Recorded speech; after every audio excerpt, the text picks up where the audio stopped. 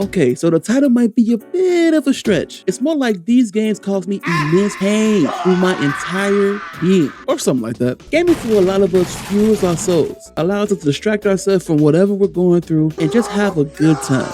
Or get called a few slurs if you're playing COD or Valorant. Give or take. Growing up playing a wide variety of games, I learned that games are not for the weak. Because at any point in time, the game devs will put something into their games just to troll you. And now, you're staring at your reflection on a cracked TV screen and your mom's coming upstairs with a belt. One of the first games I ever played was Super Mario 64. When Princess Peach invited me over for cake, I knew it was gonna be lit. Jumping into different levels, having a great family-friendly time. And then you walk into this hallway and you see this. What's good?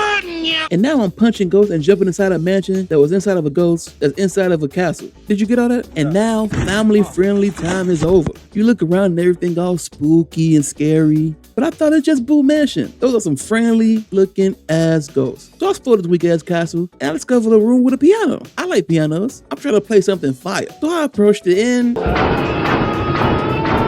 they really out here acting family friendly, but really I think they hate kids. Because why would you make this? Who put teeth on this? I just wanted a red coin and now I have internal bleeding. And that was only the start of my abusive relationship with gaming. But since we on Nintendo, might as well keep going. Because them boys was torturing kids on Nintendo 64 all the time. Me and my brother are both into games, right? We grew up together, played most of the same games together, you know how family works. And one of the games we used to play all the time together was Mario Party. And we all know how Mario Party just hoe people. You see, Mario Party is a game only about hoeing. You steal from your friends, you snake your friends, you're trying to win the most stars, the most points, and become the superstar at the end. It's a free-for-all, a battle, a war. It's to be taken very seriously. I don't care if it's random sometimes. Skill matters. And I know a lot of people will be like, you should lose with grace, concede with poise. Not in my household. We be salty than a bitch.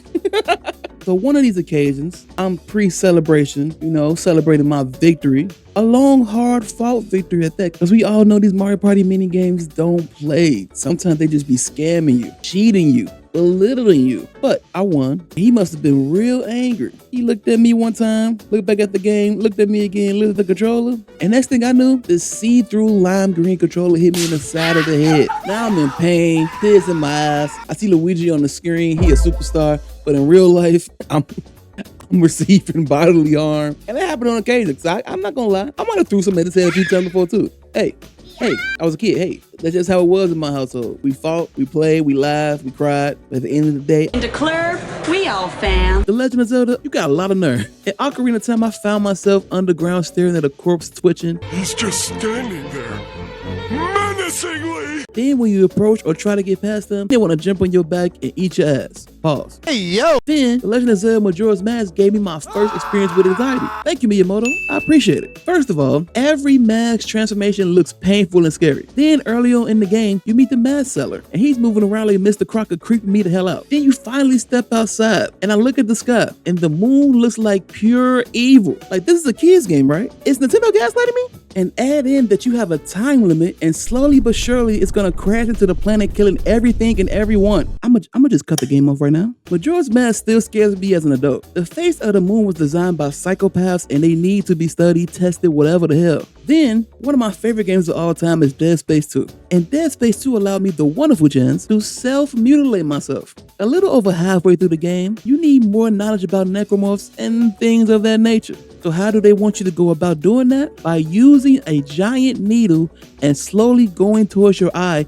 And if you mess up, you're gonna have a bad time. The devs are like, yeah, we're making a horror game, but what if we just scar them for life? I still stress about this scene till this day. Rockstar Games, it's your turn. Come to my office real quick. Rockstar, you made some amazing games. And one of my favorites of all time is Red Dead Redemption. After all the murder, betrayal, turmoil, I just wanted to finally retire to my farm and live my life and rest with my family. They pulled up on James Marsden faster than Denzel Washington, and no amount of dead I could save him from his fate. One of the few times I cried while playing the game. Another time was playing Starfield, but that was because how sad I was about how ass it was.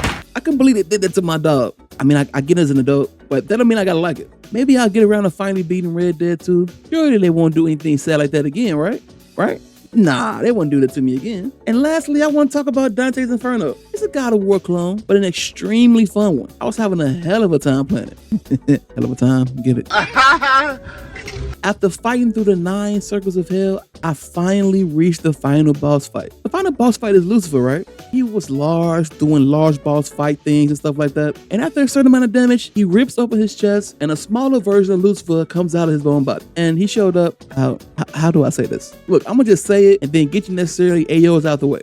Oh boy, he showed up with his thing out, man. Shit was just all out in full force, just there, dangling. And now I gotta get beat up by a demon with his beat out. I'm out. Imagine this in real life.